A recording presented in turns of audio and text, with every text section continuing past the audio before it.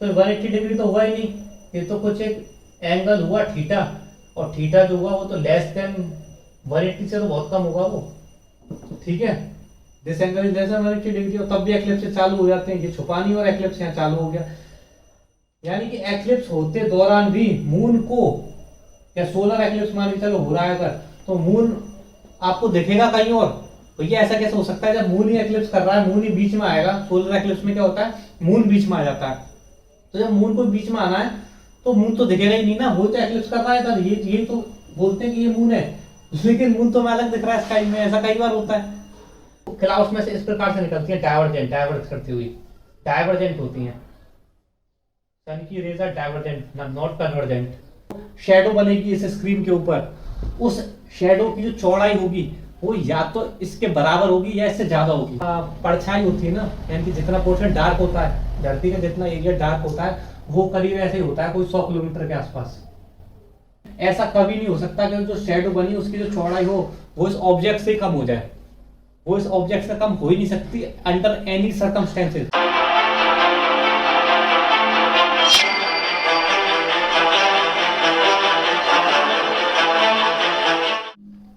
Hello दोस्तों, कैसे हैं आप लोग? Chanakya Tiwari this side.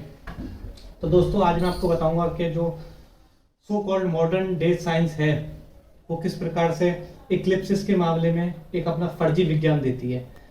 तो शुरुआत ऐसे करते हैं कि जब कभी भी इन्हें कोई फिनोमेना एक्सप्लेन करना होता है सनलाइट से रिलेटेड, तो ये लोग बोलते हैं कि हमारी जो सूरज की रोशनी होती है, ये लोग ऐसा बोलते हैं कि भैया जैसे अर्थ की सरफेस है, अर्थ की सरफेस से सूरज की रोशनी टकराती है तो वो पैरेलल होती है। ठीक है, और इस चीज की मदद से वो कुछ फिनोमेना एक्सप्लेन कर देते हैं।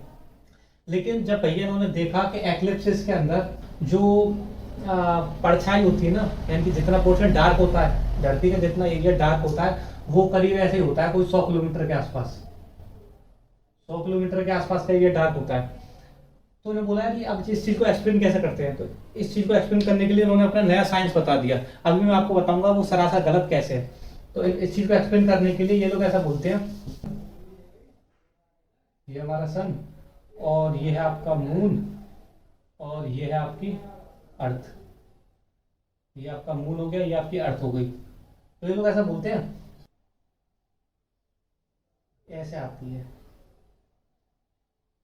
ऐसे आती है, और ऐसे ये शेडेड एरिया बना देती है। ये हो गया आपका शेडेड एरिया, यहाँ पे इक्लिप्स दिखता है इस जगह पे। तो इन लोगों का कहना है कि भैया इस प्रकार से आती है सनलाइट और इस प्रकार से शेडो बना देती है, तो यहाँ पे तो आप लोगों को टोटल एक्लिप्स दिखता है इस जगह पे, और जो दूसरा एरिया होता है यहाँ पे लोगों को जो है पार्शियल एक्लिप्स दिखता है। थोड़े समय पहले तक इनकी जो रेस चल रही थी वो चल रही थी पैरेलल। इन्हें पता लगा कि हाँ भैया जो एक्लिप्सेस होती है उनकी डायमीटर 100 किलोमीटर होगा, मैक्सिमम 200 किलोमीटर होगा, इससे ज्यादा हो ही नहीं सकता। तो इन्होंने अपना नया विज्ञान बता दिया ऐसे। और मैं आपको दोस्तों बता दूं कि आप कोई भी एक ऐसी शेडो बना ही नहीं सकते हो जिस शेडो की जो चौड़ाई हो वो ओरिजिनल ऑब्जेक्ट से कम हो। कभी भी आप करके देख लेना। आप एक सिंपल सा एक्सपेरिमेंट करके देखना। क्या एक्सपेरिमेंट करना आपको मैं बताता हूँ। आप एक एक्सपेरिमेंट करना, आपने करा भी होगा, कई बार बचपन में खेला भी होगा इस प्रकार से। एक टॉर्च लेना, जैसे मान के चलो ये आपकी टॉर्च है, ठीक, ये आपका ऑब्जेक्ट है। तो इस ऑब्जेक्ट को जब टॉर्च मारोगे तो इस ऑब्जेक्ट की जो शैडो बनेगी इस स्क्रीन के ऊपर, उस शैडो की जो चौड़ाई होगी वो या तो इसके बराबर होगी या इससे ज्यादा होगी। ये सामान्य सा एक अनुभव है, ठीक। ऐसा कभी नहीं हो सकता कि जो शैडो बनी उसकी जो चौड़ाई हो वो इस ऑब्जेक्ट से कम हो जाए, वो इस ऑब्जेक्ट से कम हो ही नहीं सकती अंडर एनी सर्कमस्टेंसेस, किसी भी कीमत पे। अब जो मून का जो रेडियस होता है, रेडियस नहीं डायमीटर जो होता है मून का, यानी कि हमारा जो मून है इनके अनुसार, मेरे अनुसार नहीं, नासा वालों के अनुसार जो मून है भैया वो इतना चौड़ा है, वो 3474 किलोमीटर चौड़ा है, ठीक, मून। अब सन के द्वारा, अगर वास्तव में सन के द्वारा इसकी शैडो अर्थ के ऊपर पड़ रही है, अर्थ के ऊपर अगर इसकी शैडो पड़ रही है, तो उसका जो डायमीटर होना चाहिए वो कम से कम इतना होना चाहिए, यानी कि जो एक्लिप्सिस का जो डायमीटर है, diameter should be greater than equal to 3474 kilometre. लेकिन ऐसा होता ही नहीं है। आपने कभी भी ऐसा नहीं देखा होगा कि जो शेडो है, जो परछाई है, वो ओरिजिनल ऑब्जेक्ट से भी कम बन गई। अब आप बोलोगे यार कि क्योंकि सन की रेस कन्वर्जेंट आती हैं। Again a made up story. Sun की रेस कैसे कन्वर्जेंट आ जाएंगी? होता इसका जस्ट अपोजिट है। आपने कभी भी सन की रेस, चलो पहले तो बोलते थे पैरेलल आती है, फिर इस चीज को फिट करने के लिए उन्होंने बोला कि भैया ऐसे आती है, लेकिन वास्तव में जो सन की रेज होती है वो ऐसे निकलती है, डाइवर्जेंट। यानी कि जो देखा गया, जो ऑब्जर्व करा गया, वो मैं आपको बता दूं क्या ऑब्जर्व करा गया। ऑब्जर्व ये करा गया है कि जो सन की रेज होती है, जो सन की रेज होती है वो हमेशा जो है, जैसे क्लाउड्स हैं, ये क्लाउड्स हैं, तो आपने भी कई बार देखा होगा, वो क्लाउड्स में से इस प्रकार से निकलती है, डाइवर्जेंट, डाइवर्ज करती हुई, डाइवर्जेंट होती हैं। सन की rays are divergent, not convergent. ठीक है।